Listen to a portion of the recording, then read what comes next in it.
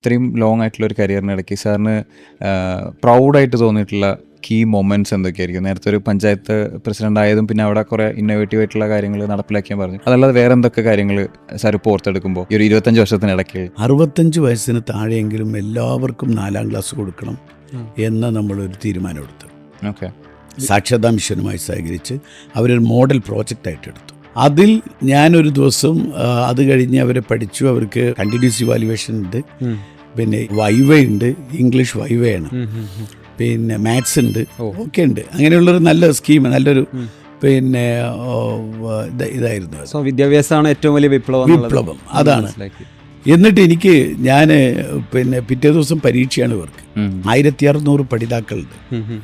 ഞാൻ 2 ദിവസം തലേദിവസം ഞാനിങ്ങനെ വീടുകൾക്ക് ഇറങ്ങി നോക്കിയപ്പം 65-60 വയസ്സൊക്കെ ആയ പാത്തുന്താത്തയും ആമിനാത്തയും ദാക്ഷാണിയമ്മയൊക്കെ രാത്രി ഉറക്കൊഴിച്ചിരുന്ന് പഠിക്കുകയാണ്.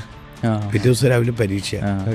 വാസ്തവത്തിൽ പിന്നെ എനിക്കത് വല്ലാത്തൊരു എന്താ പറയുക, ഈ അവരുറങ്ങുന്നില്ല. പിന്നെ അവർക്ക് എങ്ങനെയെങ്കിലും 4ാം ക്ലാസ് പാസ്സാവണം എന്ന് പറയുന്നൊരു സംഭവം. അങ്ങനെ അവരൊക്കെ 4ാം ക്ലാസ് പാസ്സായി.